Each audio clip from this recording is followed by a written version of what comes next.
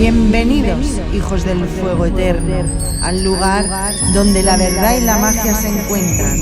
Salve, buscadores del sol negro, preparaos para adentrarnos en un nuevo misterio.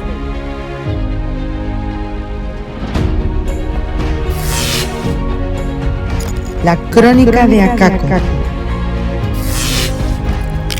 El libro del jaguar. Comencemos.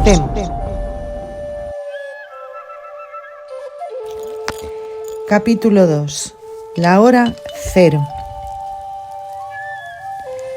10.481 a 10.468 antes de Cristo.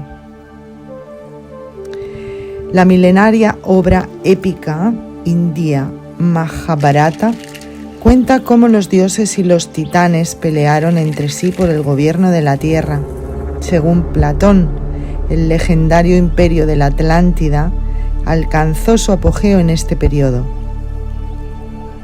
El científico germano boliviano Polanski cree en la existencia de un enorme imperio en la región de la ciudad boliviana en ruinas, Tiahuanaco.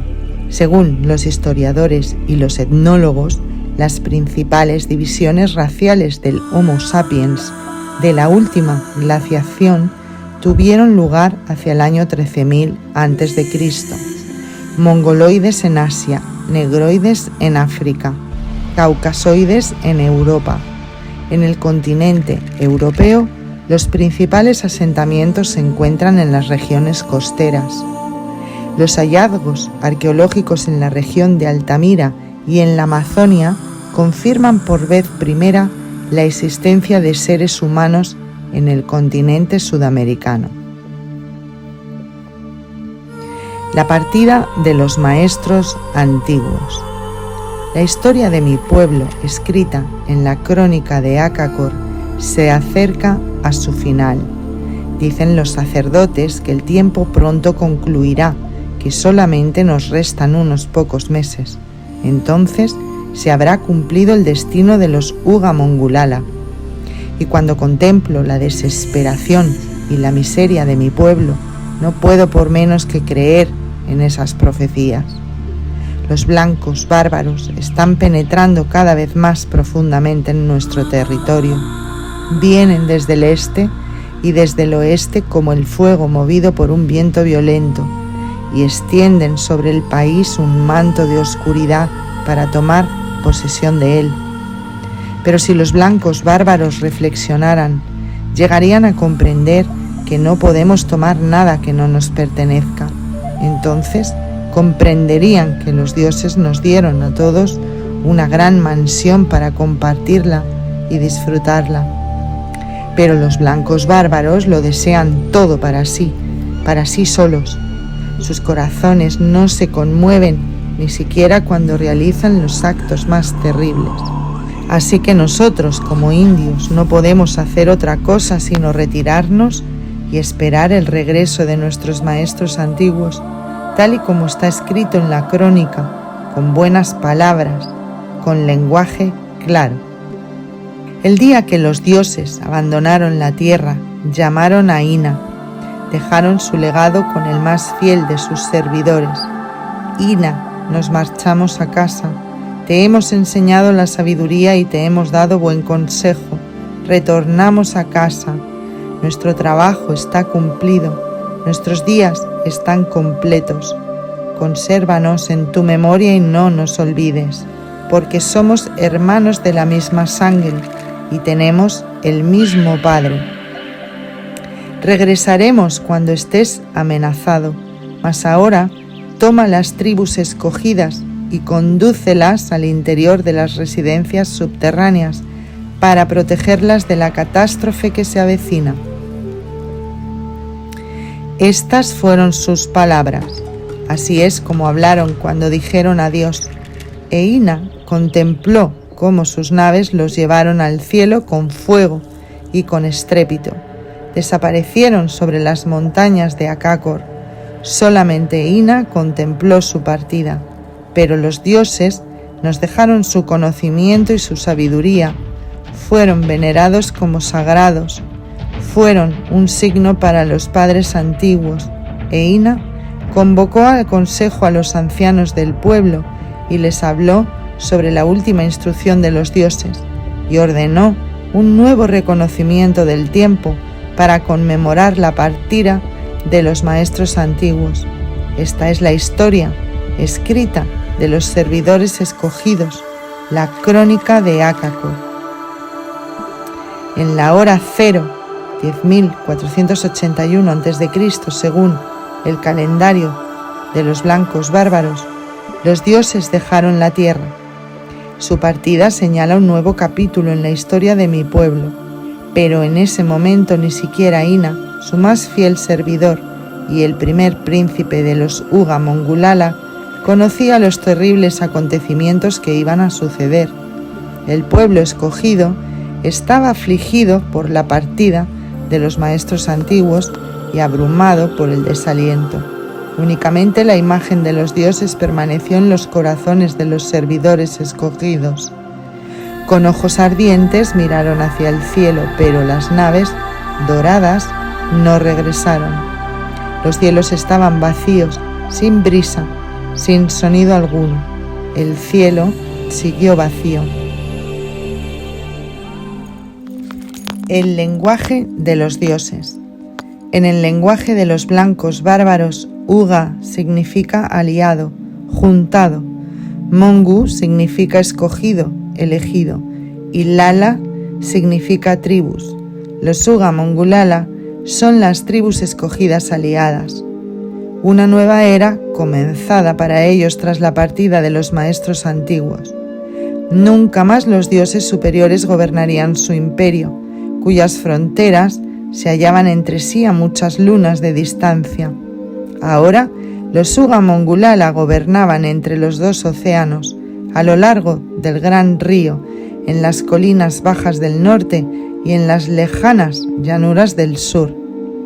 Los 2 millones que constituían las tribus escogidas gobernaban sobre un imperio de 362 millones de personas, ya que a lo largo de los siglos los maestros antiguos habían sometido a otras tribus. Los Uga Mongulala gobernaban sobre 26 ciudades, sobre poderosas fortificaciones fronterizas y sobre las residencias subterráneas de los dioses. Únicamente 3 complejos religiosos, Salacere, Manoa y Tiahuanaco, quedaron fuera de su jurisdicción por instrucciones explícitas de los padres antiguos. Ina, el primer príncipe de los Uga Mongulala, se veía frente a enormes tareas. Sé solamente unos pocos detalles sobre el periodo que siguió a la partida de los maestros antiguos. La primera gran catástrofe cae como una losa sobre los acontecimientos de los 13 primeros años de la historia de mi pueblo. Según los sacerdotes, Ina gobernó sobre el más grandioso imperio que jamás haya existido sobre la tierra. Estaba dirigido por los Uga Mongulala, quienes hacían que las leyes se cumplieran. Sus guerreros protegían las fronteras de las incursiones de las tribus salvajes. 360 millones de aliados les debían fidelidad, pero tras la primera gran catástrofe se rebelaron contra el gobierno de los Uga Mongulala, rechazaron el legado de los dioses y olvidaron rápidamente su idioma y su escritura. Se convirtieron en degenerados. El quechua, que es como los blancos bárbaros denominan nuestro idioma, se compone de buenas y sencillas palabras que son suficientes para describir todos los misterios de la naturaleza. Ni siquiera los incas conocen la escritura de los dioses. Existen 1400 símbolos que producen significados diferentes según su secuencia. Los signos más importantes son el de la vida y el de la muerte, representados por el pan y por el agua. Todas las anotaciones de la crónica comienzan y terminan con esos símbolos. Tras la llegada de los soldados alemanes en el 42, según el calendario de los blancos bárbaros, los sacerdotes comenzaron a registrar los acontecimientos también en el idioma de las tribus aliadas. El idioma, el servicio a la comunidad, la veneración de lo antiguo y el respeto al príncipe son las cosas más importantes documentadas desde los años anteriores a la primera gran catástrofe. Suponen la evidencia de que en los 10.000 años de su historia, mi pueblo se ha guiado por un único objetivo: preservar el legado de los maestros antiguos. Signos ominosos en el cielo. Había signos extraños en el cielo. El crepúsculo cubría la superficie de la tierra. El sol brillaba todavía, mas una bruma grisácea, grande y poderosa, comenzaba a oscurecer la luz del día. Signos extraños se mostraban en el cielo. Las estrellas parecían piedras perezosas. Sobre las colinas se cernía una niebla venenosa. Los árboles desprendían un fuego maloliente. Un sol rojo y un sendero negro se cruzaban entre sí.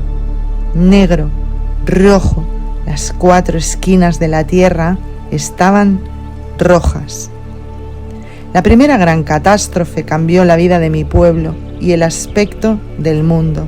Nadie puede imaginarse qué es lo que entonces, 13 años después de la partida de los maestros antiguos, ocurrió. La catástrofe fue enorme y nuestra crónica la describe con terror.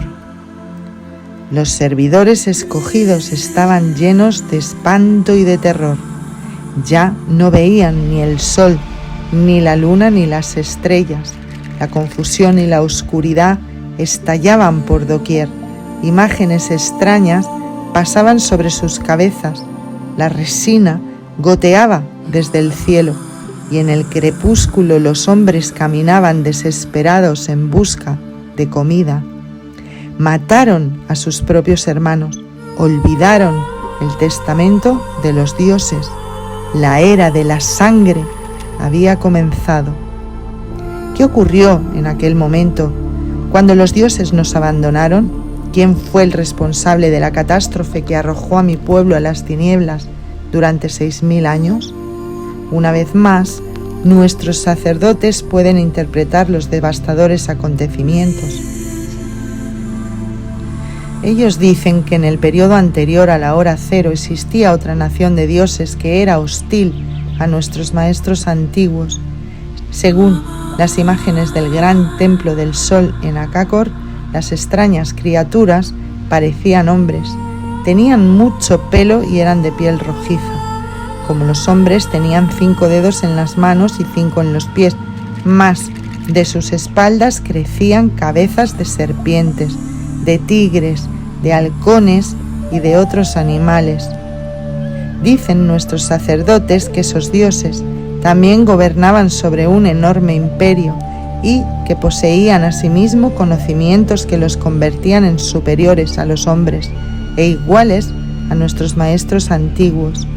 Las 2 razas de dioses que estaban representadas en las imágenes del gran templo del sol en Acacor comenzaron a disputar. Quemaron el mundo con calor solar y trataron de arrebatarse el poder la una a la otra. Sin embargo, y por primera vez, la providencia de los dioses salvó a los Uga Mongulala, recordando las últimas palabras de los maestros antiguos, anunciando la catástrofe. Ina ordenó la retirada hacia las residencias subterráneas. Los ancianos del pueblo se reunieron, obedecieron la orden de Ina. ¿Cómo podremos protegernos? Los signos están llenos de amenaza, dijeron. Sigamos la orden de los dioses y trasladémonos a los refugios subterráneos. ¿Es que no son suficientes nuestras ideas para toda una nación? Nadie debe faltar, ni una sola persona. Así fue como hablaron y así decidieron, y la multitud se reunió. Cruzaron las aguas, descendieron por las cañadas y las atravesaron. Llegaron hasta la meta final, allí donde se cruzan los 4 caminos en las residencias de los maestros antiguos, protegidas en el interior de las montañas. Esto es lo que cuenta la crónica de Acacor, y así fue como se cumplieron las órdenes de Ina, con confianza en la promesa de los maestros antiguos. El pueblo de los Uga Mongulala se trasladó a Acacor inferior para protegerse contra la inminente catástrofe. Aquí permanecieron hasta que la tierra se hubo acallado, al igual que hace un pájaro cuando se oculta detrás de una roca para protegerse de la tormenta que se acerca.